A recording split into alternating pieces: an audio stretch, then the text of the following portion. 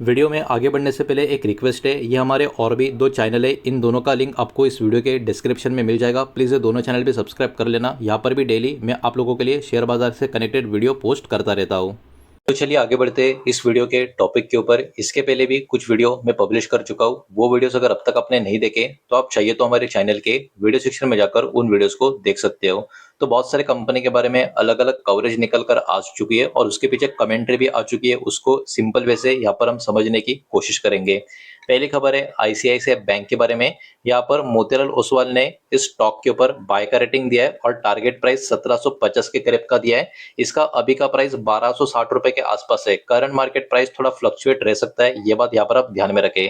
तो target price कहीं ना कहीं करंट मार्केट प्राइस के कंपेयर में काफी ऊपर की तरफ का नजर आ रहा है। इसके पीछे इस ब्रोकर का कुछ हाईलाइट है। इनका बिलीव है कि आईसीआईसीआई बैंक जो है अभी के टाइम पे एक अगला जो ग्रोथ का फेज है उसमें एंट्री करता हुआ आपको नजर आएगा। और फॉरेन इन्वेस्टर का सेलिंग बैंकिंग स्टॉक में कहीं ना कहीं पिछले साल इसके परफॉर्मेंस को भी अफेक्ट करता हुआ हमको देखने को मिला है। लेकिन मजबूत ऑपरेशनल और स्टेबल बिजनेस का जो ग्रोथ है वो कहीं ना कहीं इस बैंक का जो फ्यूचर का वैल्यूएशन है उसको सपोर्ट करता हुआ नजर आ रहा है और आ सकता है। तो इसके कारण इस स्टॉक के ऊपर अभी के टाइम ये थोड़े बुलिश नजर आ रहे हैं। नेक्स्ट खबर है हिताची एनर्जी इंडिया लिमिटेड, इस कंपनी के बारे में। सिटी ब्रोकर ने इस स्टॉक के ऊपर बाय का रेटिंग दिया है और टारगेट दिया है 46,700 के करीब का। करंट मार्केट प्राइस इसका 36,700 के आसपास का आपको नजर आ जाएगा। अब इसके पीछे कमेंट्री के पीछे के कुछ हाइलाइट्स की बात करें। कंपनी एक्चुअली अभी के टाइम एक मार्केट लीडर आपको नजर आएगी। हाई वोल्टेज और एचवीडीसी इक्विपमेंट कैटेगरी की बात हो रही है। आने वाले समय के जो एचवीडीसी प्रोजेक्ट है वो कहीं ना कहीं इस कंपनी के लिए बहुत ही बड़ा ग्रोथ का अपॉर्चुनिटी क्रिएट करते हुए नजर आ सकते हैं। ये इसके पीछे का बहुत ही बड़ा रीजन बताया जा रहा है और मजबूत पॉसिबिलिटी यहाँ पर बड़े बड़े नए ऑर्डर्स मिलने की चांसेस भी यहाँ पर निकल कर आ रहे हैं। तो इसके कारण ये वाला स्टॉक भी इस पर्टिकुलर ब्रोकर के ऊपर फोकस के ऊपर बना हुआ है। नेक्स्ट खबर निकल कर आ रही है टाइटन कंपनी, इसके बारे में। मोतीलाल ओसवाल ने इस स्टॉक के ऊपर बाय का रेटिंग दिया है, टारगेट दिया है 5250 का। करंट प्राइस इसका 4270 के करीब आपको नजर आएगा। अब इसके पीछे के कमेंट्री की बात करें, कंपनी एक्चुअली अभी के टाइम प्लान कर रही है एक मेजर एक्सपेंशन का ज्वेलरी बिजनेस में अगले 4 सालों में, जिसके बारे में आई थिंक कल या परसों भी मैंने आपको शॉर्ट में बताया था।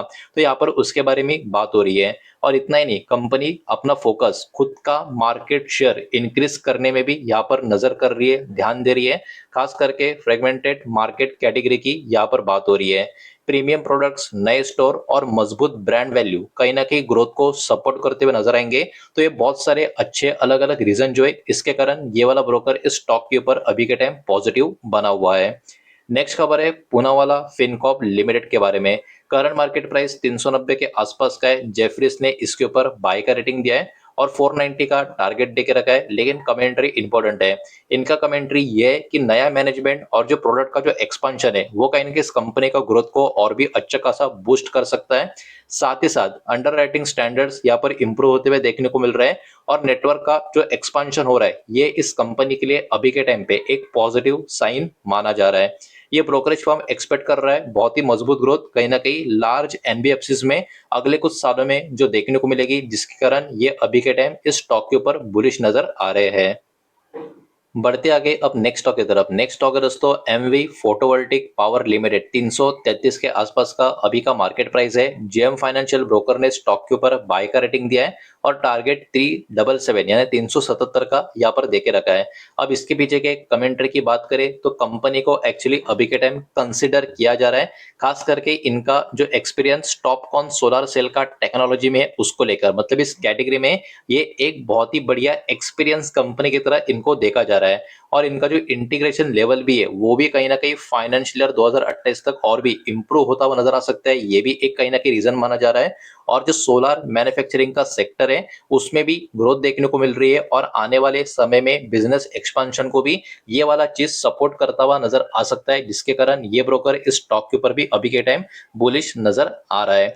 ये पहले कुछ शेयर्स थे और भी कुछ शेयर्स देखने, लेकिन उसके पहले वीडियो को लाइक कर देना, वीडियो को शेयर कर देना। पहली बार चैनल पर आ चुके हो तो चैनल को भी सब्सक्राइब जरूर कर देना। नेक्स्ट खबर देखने को मिल रही है पतंजलि फूड्स लिमिटेड के बारे में। करंट मार्केट प्राइस 422 के आसपास है। जेफरीज ब्रोकर ने इस स्टॉक के ऊपर बाय का रेटिंग दिया है, 560 का टारगेट देके रखा है। मतलब यहाँ पर भी काफी अच्छी खासी अपसाइड का एक्सपेक्टेशन है। लेकिन वही बात है, कमेंट्री क्या है, लॉजिक क्या है। एफएमसीजी और जो फूड का प्रॉफिटेबिलिटी है वो कहीं ना कहीं यहाँ पर कमजोर बना हुआ है मार्च के क्वार्टर में। एडिबल ऑयल मार्जिन अभी के टाइम प्रेशर फील कर रहे हैं। तो देखिए यहाँ पर पहले दो पॉइंट कमेंट्री में पॉजिटिव नहीं है, थोड़े वरी साइंस आपको देखने को मिलेंगे।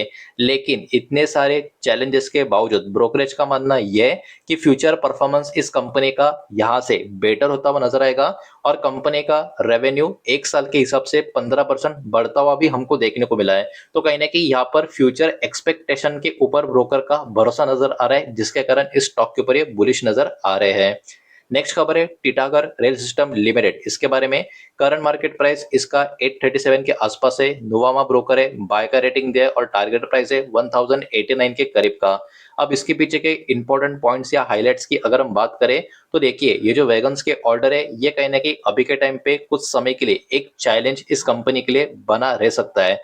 लेकिन इस कंपनी के लिए रेलवे और जो मेट्रो का प्रोजेक्ट का जो सपोर्ट है वो लॉन्ग टर्म की ग्रोथ को यहाँ पर और भी अच्छा खासा इनको आगे लेकर जाता हुआ नजर आ सकता है।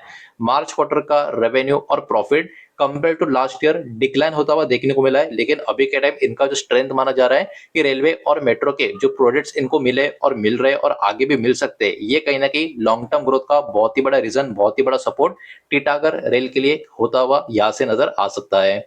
नेक्स्ट खबर है श्रीराम फाइनेंस लिमिटेड के बारे में। 923 के आसपास का प्राइस है। मोतीलाल ओसवाल ने बाय रेट किया है और टारगेट दिया है 1175 का।